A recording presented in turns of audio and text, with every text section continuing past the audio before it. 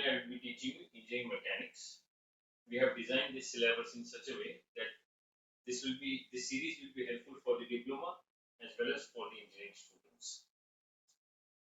So what is engineering mechanics? Engineering mechanics is defined as a branch of science which deals in the state of rest and motion of the body that are subjected to the action of the forces. That means ये engineering mechanics एक branch है science की, वो deal करती है state of rest और motions में, और उसके ऊपर जो एक्शंस होते हैं वो फोर्स के एक्शंस होते हैं. ठीक है. तो इंजीनियरिंग मैकेनिक्स के दो टाइप है. एक है स्टैटिक जो रेस्ट में आता है, और एक है डायनामिक. डायनामिक जो है मोशंस में आता है. डायनामिक के दो पार्ट है, kinetics and kinematics. Okay. Static का डेफिनेशन देखिए. It's a branch of engineering mechanics which deals with the forces and their effect on the body at rest. जैसे कि कोई भी चीज रेस्ट पोजीशन में है और उसके ऊपर कोई फोर्स अप्लाई होता है, पैरेलल फोर्स हो गया, लीनियर फोर्स हो गया, नॉन लीनियर फोर्स हो गया, तो क्या होता है, वो जो इफेक्ट देगा उसे हम स्टैटिक कहते हैं. The bodies are in equilibrium, simple at rest, hence the net force acting on the body is zero.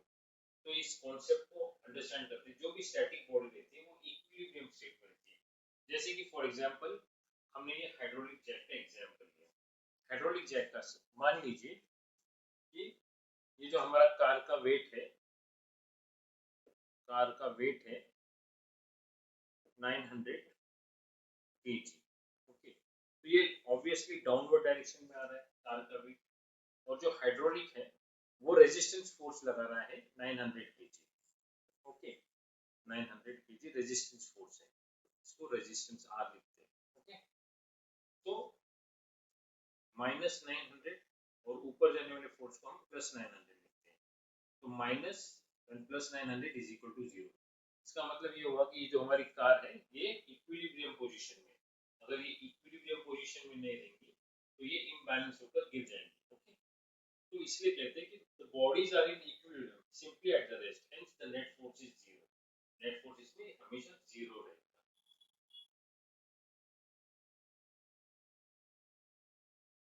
Now let's study dynamic. Same definition, last में bodies in motion. It's a branch of engineering mechanics which deals with the study of the forces and their effect on the motion. हम example लेते हैं driving force. Driving force आता है engine से जो car को drive कर रहा है. ठीक है. फ्रिक्शनल फोर्स क्या होता है, फोर्स बिटवीन दी टायर, जिसे हम घर्षण कहते हैं, टायर एंड रोड.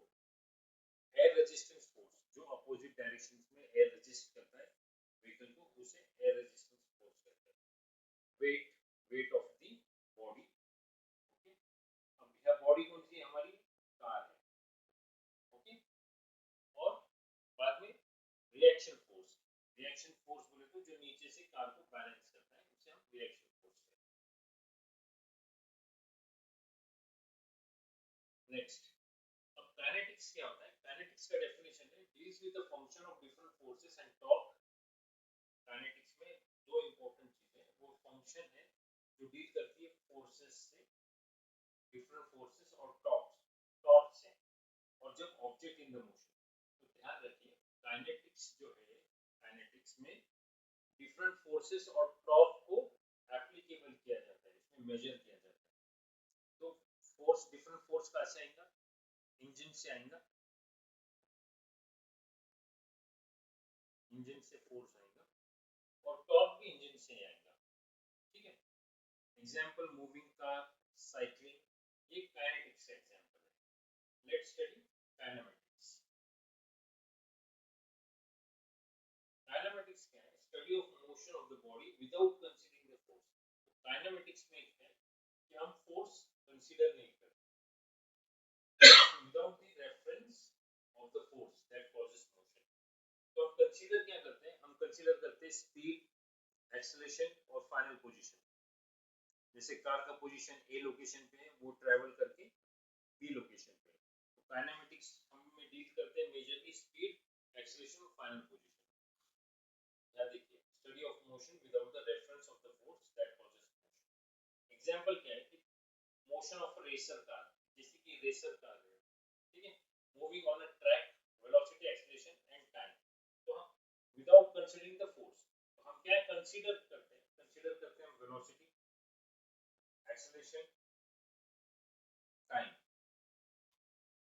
हम क्या कंसीडर नहीं करते, force from the engine, engine का फोर्स हम कंसीडर नहीं करेंगे। Okay, friction between the tyres, ये देखिए जो फ्रिक्शन हो रहा है टायर्स का और रोड का, वो हम कंसीडर नहीं करते, इसे हम कहते हैं काइनेमेटिक्स। ओके, चलिए let's study the difference between kinetics and kinematics. ये हमेशा डिफरेंस एग्जाम में पूछा जाता है। जो डेफिनेशन है सेम है, काइनेटिक्स में हम एक्सप्लोर करते हैं cause of motion. Cause of motion क्या रहता है, हमारा ड्राइविंग फोर्स जो हमारा इंजन से आता है, फ्रिक्शनल फोर्स जो है टायर और रोड के बीच में जो घर्षण होता है उससे फ्रिक्शनल फोर्स है, एयर रेजिस्टेंस अपोजिट फोर्स रहता है, और वेट। तो हम एक्सप्लोर क्या करते हैं या कंसीडर करते हैं driving force, frictional force, air resistance और वेट। काइनेमेटिक्स में हम कंसीडर करते हैं एक्सेलरेशन, स्पीड, फाइनल पोजीशन। अब काइनेटिक्स में हम कंसीडर करते हैं मास को कंसीडरेशन में लेते हैं। हम यहाँ पे मास को कंसीडरेशन, यहाँ पे मास को कंसीडरेशन में लेते हैं, यहाँ पे मास को कंसीडरेशन में नहीं लेते हैं, हम नहीं लेते हैं। हम क्या करते हैं, इसमें फोर्स को कंसीडर करते हैं, हम फोर्स को कंसीडर करते हैं। इसमें हम मेजरली एप्लीकेशन में we did not consider means हम फोर्स को कंसीडर नहीं करते, ठीक है।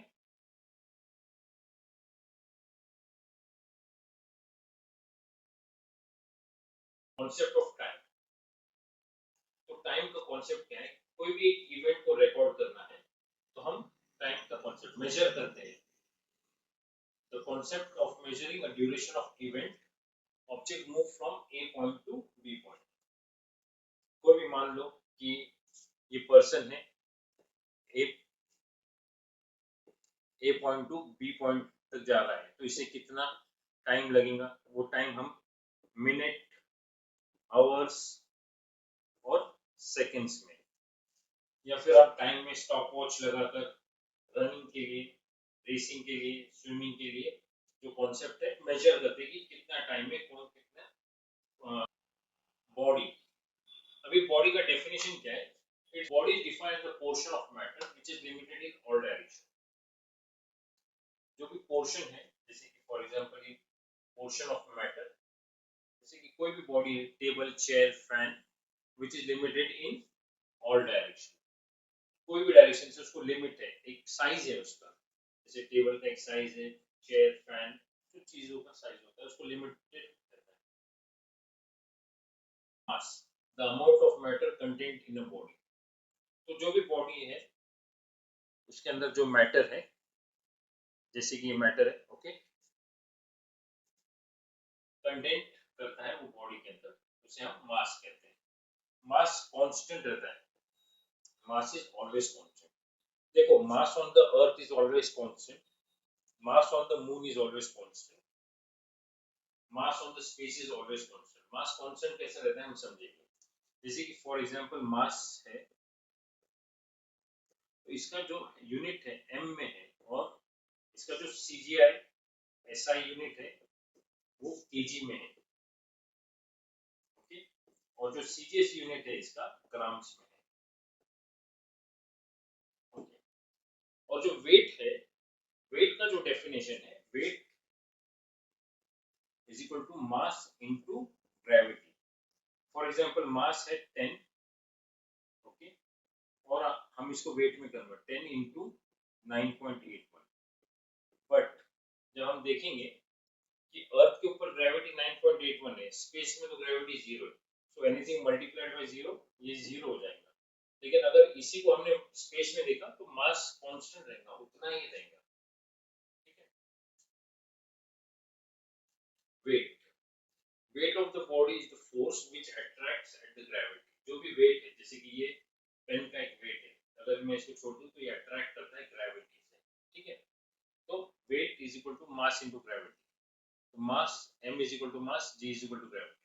तो यहाँ पर जो हमने लास्ट में पढ़ा है मास कांस्टेंट ही रहता है, ग्रेविटी चेंज होती है। ग्रेविटी का अर्थ पे ग्रेविटी डिफरेंट है, मून पे ग्रेविटी डिफरेंट है, स्पेस में ग्रेविटी डिफरेंट। तो मास कांस्टेंट रहेगा, वेट कांस्टेंट नहीं रह सकता, वेट जीरो हो सकता है। अगर ग्रेविटी जीरो हो जाएगी सेंटर ऑफ अर्थ या फिर स्पेस में, तो वेट जीरो हो जाएगा।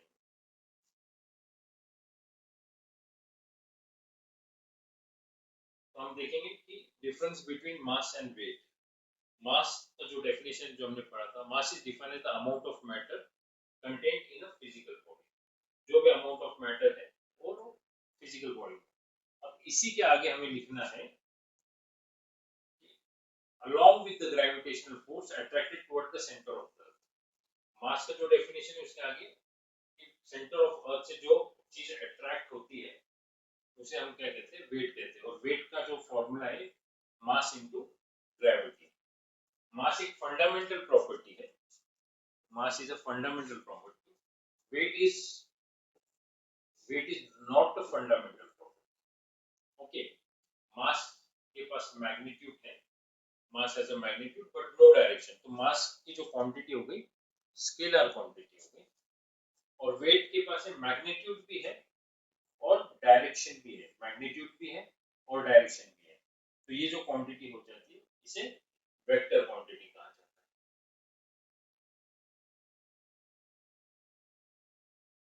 है। ऐसा यूनिट ऑफ मास हमने ऑलरेडी डिस्कस किया है, वो केजी में, और सीजीएस यूनिट है ग्राम्स में। वेट का जो यूनिट है वो न्यूटन में आता है, और सीजीएस यूनिट जो आता है वो डाइन में आता है। डायमेंशन फॉर्मूला जो मास का है वो m है, सिर्फ m। Okay, dimension formula. और वेट का डायमेंशन फॉर्मूला आता है m l t raised to minus। Mass is a physical body that can never be a zero। मास कभी जीरो नहीं हो सकता until और unless एक्सेप्शनल केस में, अगर मास को लाइट के स्पीड से ट्रेवल किया जाए तो वो केस में वो जीरो कंसीडर किया जा सकता है। Okay, wait of the body can be zero. Wait of the body can क्यों जीरो होती है कि अगर जो ग्रेविटेशन जो वेट है, जो मास है, उसको जब हम मल्टीप्लाई करते हैं ग्रेविटी से, और ग्रेविटी अगर जीरो हो जाती है, जैसे सेंटर ऑफ अर्थ पे जीरो हो जाती है या स्पेस में जीरो हो जाती है, तो weight can be a zero. तो वेट जीरो हो सकता है।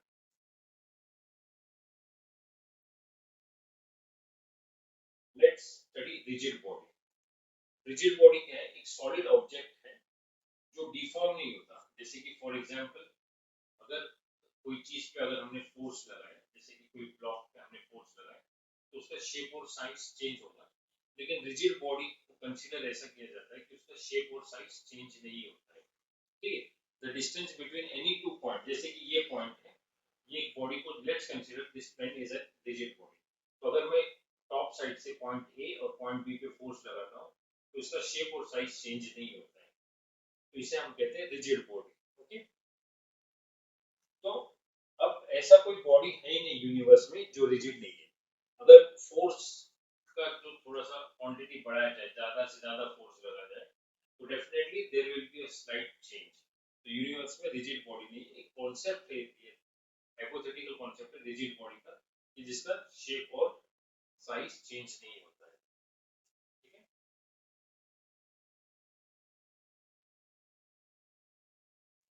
Let's study scalar quantity. Scalar quantity क्या होती है? स्केलर क्वांटिटी जो होती है जिसके पास सिर्फ मैग्नीट्यूड होता है, ओनली मैग्नीट्यूड।